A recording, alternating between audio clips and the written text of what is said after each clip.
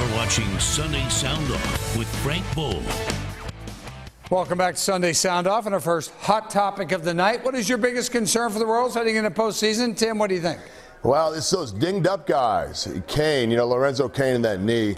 I think it's a little worse than they're letting on. He's a key player. He was one of the cogs in that wheel that really got it going last year during the playoffs.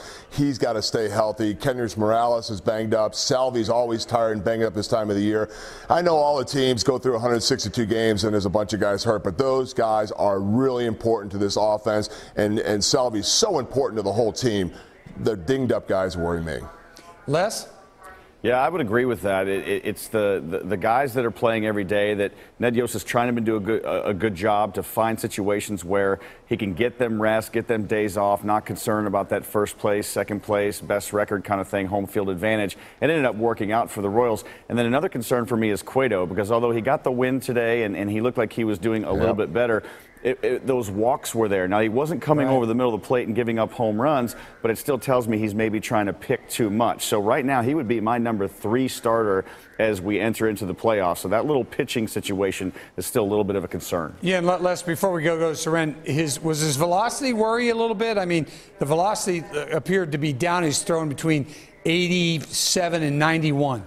Yeah, maybe a little in the sense that if we see that right away in the playoffs, but right now I don't think it's too much of a concern, only because Johnny Cueto is Johnny Cueto. He's in his own universe. He's up there shimmying and shaking and doing all that crazy stuff. And so I think he was just trying to kind of play around because he didn't look like he was overexerting himself during the game at all. No, he did not. Seren, what do you think? Well, let's be honest. First of all, Tim's biggest concern about the Royals is trying to fit in his golf game with day baseball in his life of leisure. So let's not make too much out of what Grunhard's view is on that. But no, I think it's starting pitching. I think the injuries are certainly a concern. I think both guys are right. But it's the starting pitching for me. I think we feel good about Yordano Ventura. The velocity was down on Cueto. Edinson Volquez's best baseball was pitched in the first half, or maybe the first 2/3 of the season. Chris Young and Chris Medlin will both have their moments. Young certainly of late, but he's getting up around to where his innings limit is. So I'm a little concerned that they can get the ball to their bullpen, and I think that's going to be a bigger role this year. I think they're going to need more from the starting pitching this year than last year. All right, here's our second hot topic of the evening. Which wild card team is a better matchup for the Royals, the Yankees or the Astros? Les? Boy, this is tough. I've been waffling back and forth on this for a couple weeks. We were talking about it earlier. Originally, I was going by record and pitching, and Seren kind of straightened me out on that win-loss record at home. It comes down to either one, actually. I mean, the Royals have been doing pretty good, and now that they have that home field, that first 2-game home field advantage, I think they're going to be okay. You look at the pitching staff on both sides. For the Astros and the Yankees, that's pretty good right there. I mean, Dallas Keuchel won 20 games this year, facing Tanaka and facing Sabathia and facing all those guys. That's a tough order. But as long as, like Grundy said, as long as the defense, those guys hitting aren't all dinged up and they're ready to play healthy, I think we should be okay. So I would edge maybe the Yankees, but I think it's a toss-up. Seren? I know there's going to be a lot of comparisons between last year's Royals and this year's Astros, that they're this young team and hungry team, and, they're dangerous. I don't see it. I think the Astros will fold pretty quickly.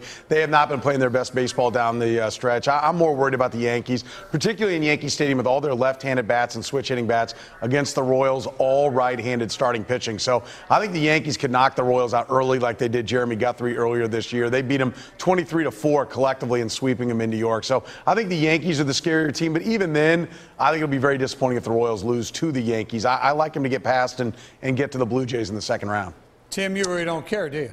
You know what? I really don't. And I'm being selfish, as Seren says I always am, but I'm so tired of, I got here in 1990, and all I heard about was the rivalry in the 80s of the Yankees and the Royals, and even in the 70s, the Yankees and Royals in those great playoff series. Well, I want mine. I want those here. I want to be a part of that. So I'm being selfish. I want the Yankees to come around. I want to kick the Yankees' butt right here in Kansas City and watch those guys fly on back east, back to New York City, and we can have our big party here beating the Yankees.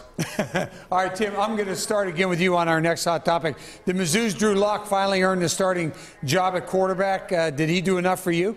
Absolutely. This kid, he did a great job of playing within himself, did some good things on third down, was able to move the team down the field. But more importantly, if you watch just the team and the psyche of that team during the game, those guys like playing with Drew. They enjoy having Drew out there. There's a whole different atmosphere. There's a whole different attitude. The huddle looks a lot different. The players look a lot different. I think Drew's brought that on. His personality is contagious. This is a media darling we have here coming up from Kansas City, and he's going to be a media darling in the SEC.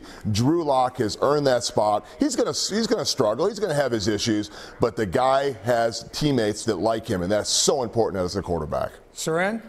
Look, first of all, is there a barber down there in Columbia for any of these quarterbacks? I mean, I guess Shaggy is in. Barber's not down there. Up with his hair. Leave it alone. Hey, look, we've been on this topic before. I mean, I think Drew Lock should have been the guy. I think this is the guy the coaching staff wanted to get to eventually. I think they should have started with him beforehand. I think he's got a lot more upside. He's got the skills. I think the loss to Kentucky proves that Missouri, this probably isn't.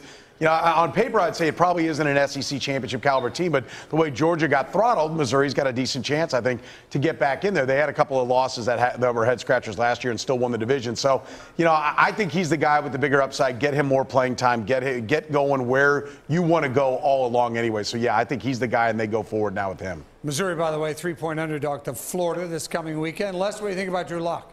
Boy, I really like him. I like this guy as a basketball and football player back at least some at high school. And again, I think Grundy's right. He is a media darling.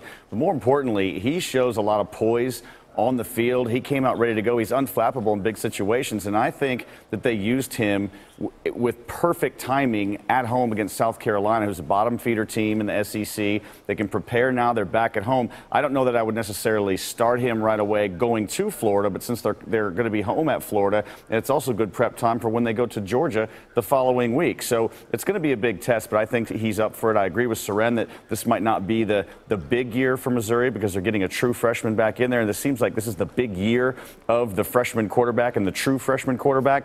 But I think he did outstanding. And I think the first domino is falling. We might see some of the last days of Matty Mock. Okay, this one's a quick one now. We're getting a lot of reaction on Twitter. Here's a question from Pam on Twitter regarding the Chiefs. And Tim, is Andy Reid's position in jeopardy if the Chiefs continue to slide this season? You know what? I wouldn't put it past anybody. You know what? Some of those guys are starting to put for sale signs in their coaches' lawns. So you never know what's going to happen. I mean, if the quarterback continues to struggle, they lose a bunch of games. I don't see Andy Reid getting fired, but it's certainly going to be a conversation.